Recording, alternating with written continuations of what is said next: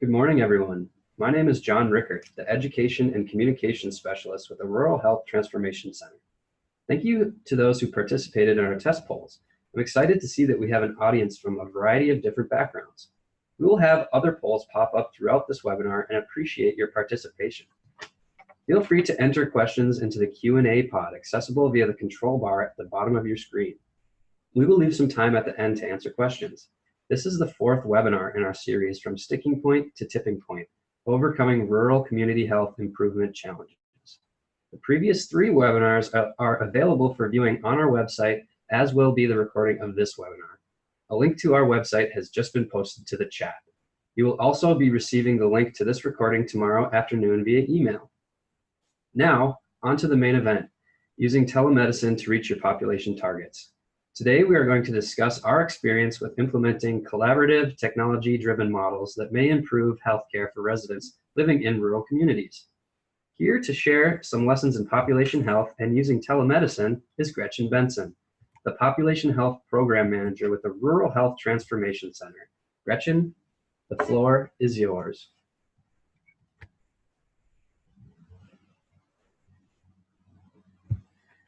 Thank you, John, for the introduction, and thank you all for being here today. So our objectives for today's webinar are to identify the potential benefits of utilizing a telemedicine program in a rural community, to describe 3 ways to build your case for telemedicine outreach, and to discuss the benefits of utilizing a multidisciplinary team to their maximum potential. We're going to do this by describing 2 of our rural population interventions, the Heartbeat Connections program and the Enhanced Diabetes Study. So to start out, we all know that even patients with chronic conditions may only see their healthcare providers once or twice a year, often for only 15 minutes at a time. So it's unrealistic to think that this short amount of time is adequate to address all health concerns, let alone have enough time to discuss behaviors, things like nutrition, physical activity, stress management, and medication adherence, all of those other things that impact health. So we need interventions that reach the patient where most of their care happens, outside of the clinic walls. Telehealth is one way to do this, and there are multiple definitions for telehealth, but the World Health Organization defines it as the use of telecommunications and virtual technology to deliver healthcare outside of traditional healthcare facilities. So a little bit of rationale for telehealth programs is we have a growing population of individuals with metabolic risk factors and diabetes. Currently, there's over 30 million people in the United States who are diagnosed with diabetes, accounting for an estimated 9% of the overall population. So type 2 accounts for the majority of these cases, and increasing rates are likely the result of rising obesity as well as age and physical inactivity.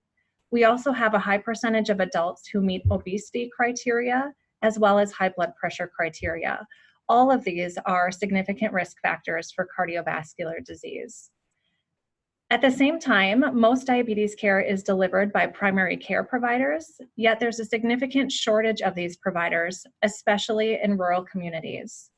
These communities may also face access issues in terms of specialty care, such as an endocrinologist or certified diabetes educators. And we know that it is well documented that primary care providers face significant time constraints in office visits, and they're increasingly being asked to do more to keep patients healthy. So this really provides an opportunity to enhance primary care with prevention practices and a collaborative team-based approach. As we move further towards healthcare reform, healthcare systems will increasingly be incentivized to keep their populations healthy.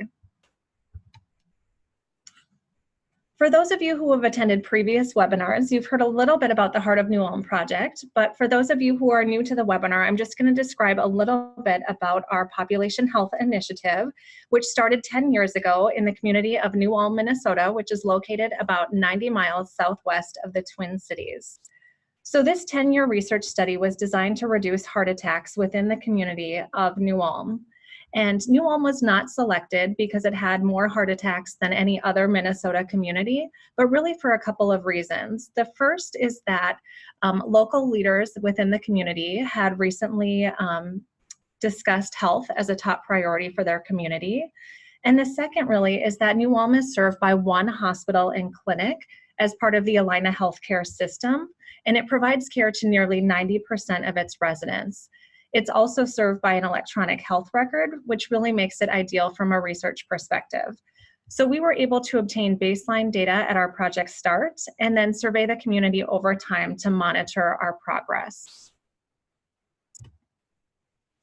So leveraging that information from the electronic health record, back in 2010, we identified 2,500 residents within the community of New Ulm who fell into the high-risk category. So to put this into context, there's about 10,000 adults who live in New Ulm. So roughly 1/3 of all New Ulm adults that did not have diabetes or heart disease at the time were actually at high risk for developing them. So this is focused specifically on those in the age range of 40 to 79 because they are the ones who were most likely to experience a heart attack within the project's 10-year time frame. And we defined high risk as either the presence of metabolic syndrome or at the time a high Framingham or Reynolds risk score. So our goal was really to reach this population, to intervene and prevent them from having an event. So the thought was we could support this subset of the population by using an integrated approach to care that would maximize the potential of the healthcare team providing care to this group. So again, using EHR data, we found a major untapped opportunity. So 65% were not taking a daily aspirin. Of those with an LDL above 100, 81% did not take a statin. And of those with high blood pressure greater than 140/90, more than 1 in 2 did not take an antihypertensive medication. So this really provided evidence for us to create a medication therapy protocol where both nurses and dietitians could have expanded roles. So I'm going to talk about that program in just a minute, but we're going to pause for a poll right now. So John will pull that up for us.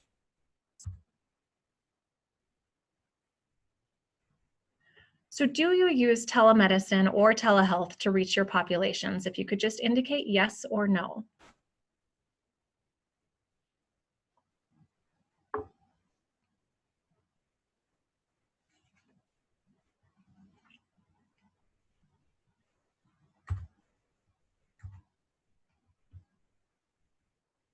Okay, it looks like the majority of you are not currently providing telehealth to reach your populations. So we'll go ahead and move forward and describe a couple of our telehealth interventions with the Heart of New Ulm Project. So the first is the Heartbeat Connections program. So this started in 2010 as one of our healthcare initiatives for the Heart of New Ulm projects. We identified high-risk patients directly from electronic health record information and worked collaboratively with primary care providers to invite individuals to participate in this program. It was a free program to those who were eligible, and it was really seen as an extension of primary care. So how this program worked is we had nurses and dietitians that staffed this program. And again, we would send out invitation letters and follow up with patients to ask them if they'd like to participate in a typically monthly phone visit with a dietitian or nurse. In those sessions, we would really focus on a lot of lifestyle behaviors, things like nutrition, physical activity, stress management, goal setting, and overcoming barriers. We also had a medication protocol to initiate and titrate statins and blood pressure medications as appropriate. So typically patients would work with that either nurse or dietitian over time until they had met their goals of the program. So this slide is showing you the 6-month results of our program. One thing to note is this is the first time that many individuals had heard that they were at high risk for heart disease. And again, you know, individuals are often their risk factors are often talked about individually. So they might know that they have high blood pressure or high cholesterol, but they weren't aware that collectively these were putting them at high risk for cardiometabolic conditions. So even despite this, 1 in 3 or over 30% of people chose to participate in the program. And we had significant improvements in lifestyle behaviors, notably a 50% drop in smoking among participants. And again, this is because we focused on smoking as the top priority if someone had indicated that they were ready to quit smoking. We also saw a nice increase in participants meeting the recommended level of physical activity per week, which is 150 minutes, and 70% of participants improved their cholesterol level. So in addition to improvements in health outcomes, we also had very satisfied patients. So 79% rated their phone coaching experience as either helpful or very helpful, and 95% would recommend phone coaching to a family member or friend. We see this as a cost-effective approach because providers are really able to focus on patients' acute care needs, while coaches who have that specialized training and behavior change could focus on lifestyle issues. And then in some cases, they would implement that medication therapy between usual care visits. We did have very strong collaboration and buy-in from our local provider group, and we did document directly in the electronic health record all of these visits. So we had very seamless communication with the primary care provider group. And then we also did make a lot of referrals back to New Ulm Medical Center, and as well as to community resources. So before we talk about our type 2 diabetes study, we're going to pause here for one more poll. So what types of telehealth programs or interventions does your organization offer? Patient education, virtual education, virtual healthcare or clinic services remotely, follow-up visits between clinic visits, home monitoring programs, things like blood pressure, diabetes, or teleconferencing and video conferencing with specialists.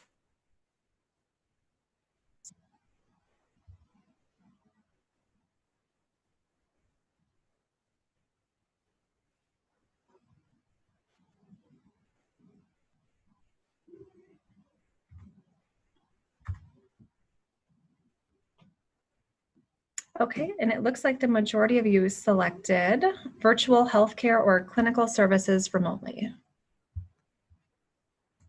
All right, so we will move forward and talk about our type 2 diabetes study.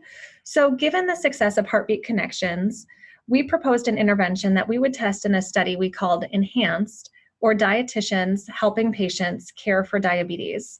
And our proposed solution would expand the role of registered dietitian nutritionists by allowing them prescribing rights through these provider-approved medication therapy protocols between office visits.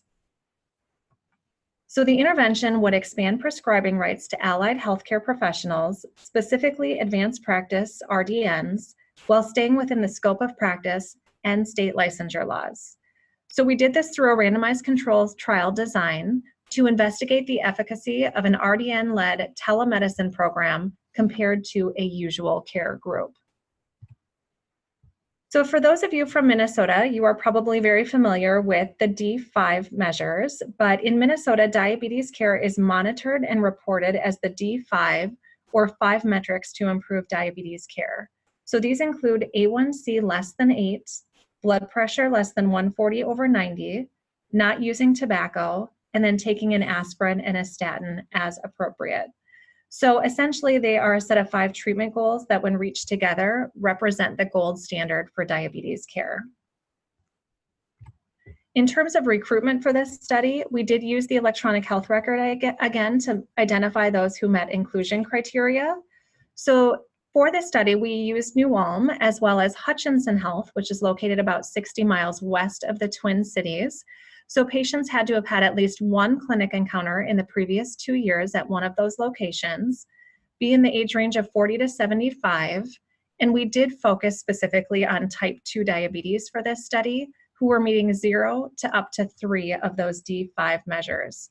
So for those who were invited to participate, we sent them a letter which was signed by their primary care provider and let them know that we would be contacting them to follow up. So this slide shows our exclusion criteria. For those we were able to reach, we double-checked eligibility criteria, and then those who were interested were invited to come in for a baseline screening visit. The first thing that was done at that baseline screening visit was consent participants to participate in the research study. And then they went through a series of stations. So this started with completing a lifestyle survey to collect information about previous diabetes education and lifestyle behaviors. So again, those things that aren't systematically tracked in the electronic health record, things like nutrition, physical activity, and medication adherence.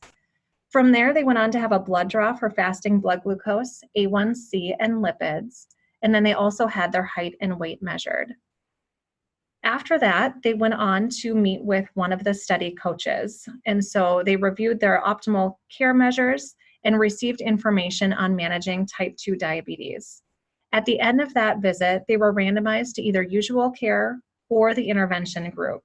And if they were assigned to the intervention group, they had their first phone consultation scheduled 1 month out.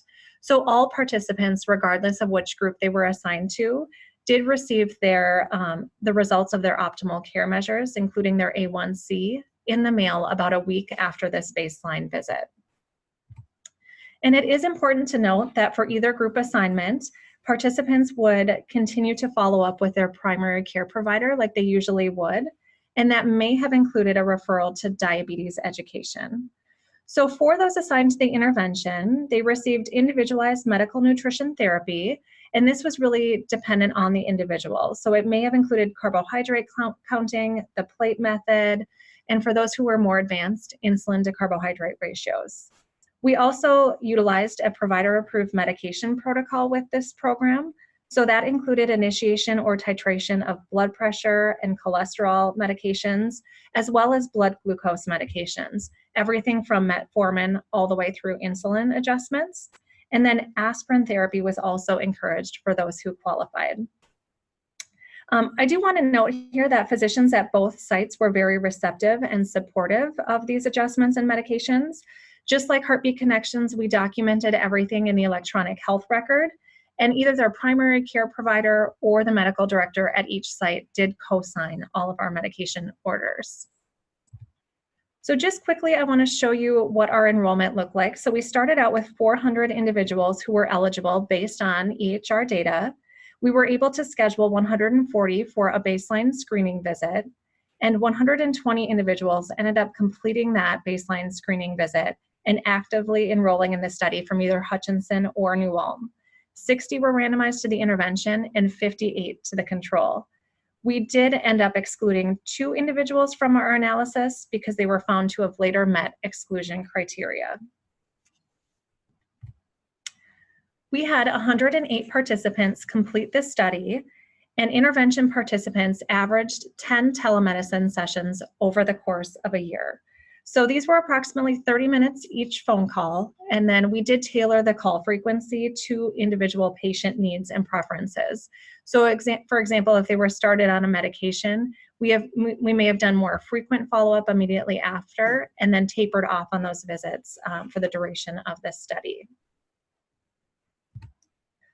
So our primary outcomes, the first one is the composite measure of A1C, blood pressure, tobacco use, and appropriate statin and aspirin use. So the intervention group increased from a mean of meeting 3.1 goals at baseline to 3.7 at the end of 1 year. And the control group had a smaller increase from a mean of 2.8 to 3.2. So this was statistically significant. And then for medication use, there was a 2.5 higher odds of taking a statin and 2.2 higher odds of taking an aspirin for the intervention group.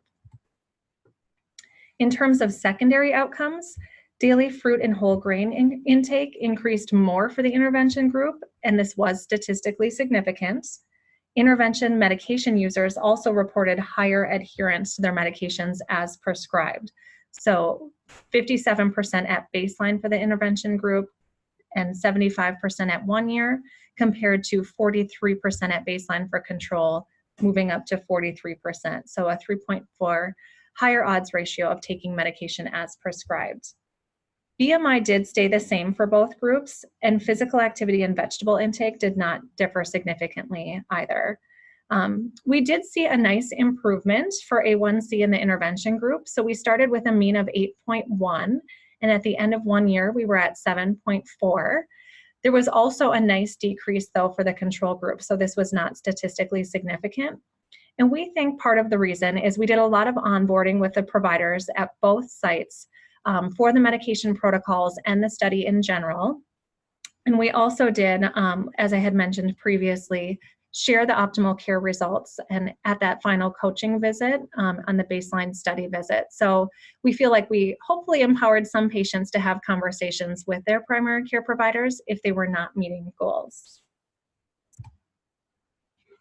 So in this randomized controlled trial, modest but significantly greater improvement was observed for the registered dietitian nutritionist-led intervention group relative to the control group in the number of diabetes optimal care measures met.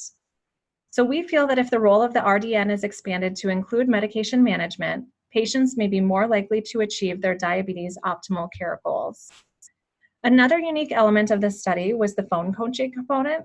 So nutrition coaching via telephone expands that role further and addresses the barriers of geographic inaccessibility, as well as both patient and provider time constraints. This study also more directly shared the responsibility of diabetes care and diabetes self-management education between primary care providers and registered dietitian nutritionists.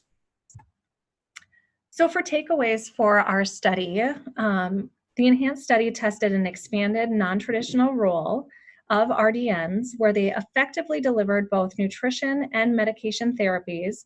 They did this remotely again through telephone, but it was in full complement to and coordination with clinic-based primary care. We definitely, for the enhanced study as well as the Heartbeat Connections program, leveraged data to support our case in both of those programs. And collaboration and communication was critical to our success. So really consider how your work fits with other organizations or provider groups and how you can work together. If you want more information on our study, it was published in the Journal of the Academy of Nutrition and Dietetics, the April 2019 issue. So we'll pause here for our final poll and then we'll open it up for questions. So what do you see as primary benefits of telehealth? You can pick your top 3. So more satisfied and informed clients, easily accessible, improved access to clinical services and education, saves providers and clients time and is cost effective, reduced hospitalizations and ER visits, referrals back to primary care, comprehensive team approach, improved health outcomes, and improved skill performance, addresses healthcare provider shortages.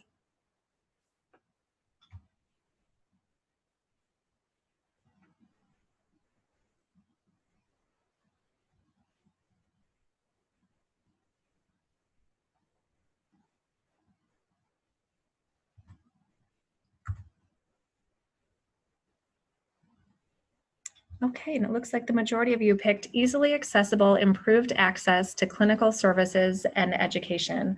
And I would say that was definitely a theme for both of our programs that we offered in New Ulm and in Hutchinson. So we'll close out that poll and at this point open it up for any questions.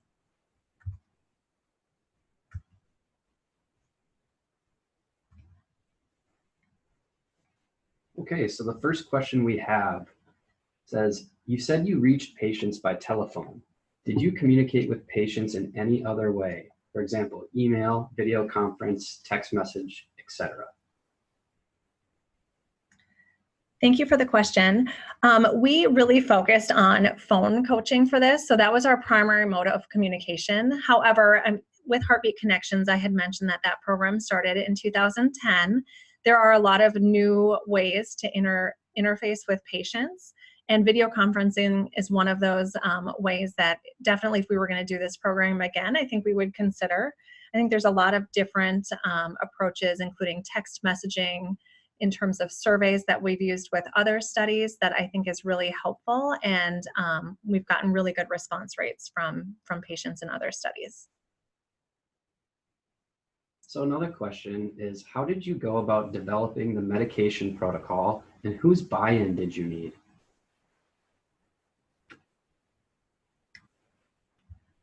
So for the medication protocol, it was really a collaborative effort.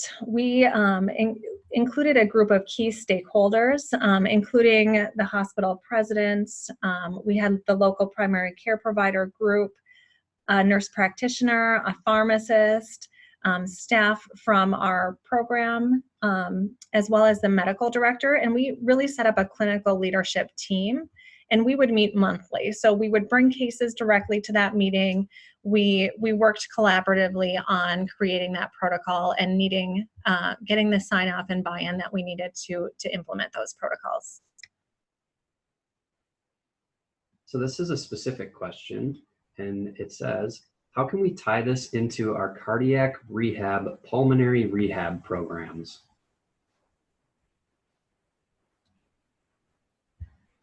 So I think there's a lot of potential for leveraging programs like Heartbeat Connections or the Enhanced study to provide some of that care. And for cardiac rehab or other programs that have a specific number of visits that are typically associated with that program, you could consider either using it to supplement those usual visits with a pulmonary care or cardiac rehab program, and providing more follow-up in between those usual visits.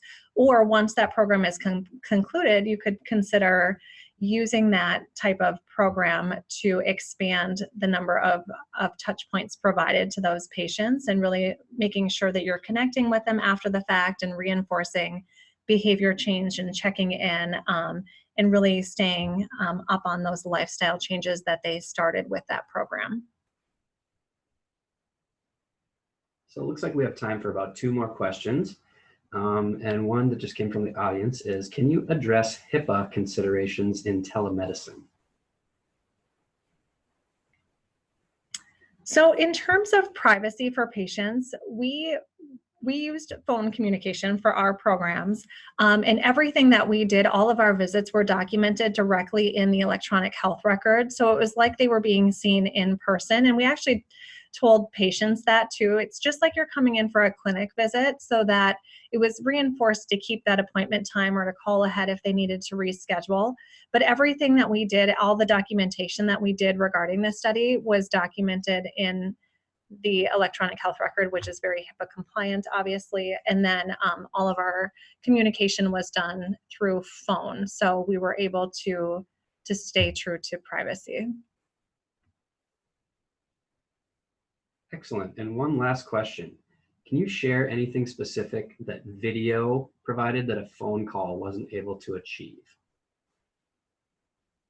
I would say for the most part, we were really successful with phone coaching. I would say one element maybe with the Enhanced study that video conferencing could provide is if patients were having trouble with their meter or some of their diabetes supplies, a video conference would have been really nice to kind of reinforce what they were looking at and what they were seeing, and we could both kind of share that screen and understand a little bit more about troubleshooting what the issue may have been. But I would say for 90 to 95% of our program goals, we were more than able to do that by phone. So video conferencing just enhances that conversation a little bit further, and I think it can provide a little bit more personalization since both the patient and the provider can see each other. But we've had great success with the phone coaching component, and I would say the majority of items that we needed to address were done just fine through the phone. All righty. Thank you so much, Gretchen, for your incredible insight on this subject. And thank you once again for joining us. You can get more information about the Rural Health Transformation Center and access all of our tools and resources via the first link in the chat pod. I just uploaded a second link in the chat pod that you can register, or you can click on and register for our next webinar, which is Improving Restaurant Food Environments to Support Healthful Food Choices, which will be held on Thursday, September 19th from 11:30 a.m. to 12 p.m. If you're interested in our work and would like to receive more information, or if you have questions, like if we didn't get to your question today, feel free to email us at populationhealth@mhif.org. That's populationhealth@mhif.org. Lastly, we would appreciate your feedback via survey, which will pop up after this webinar ends. Thank you again for joining us, and have a great day.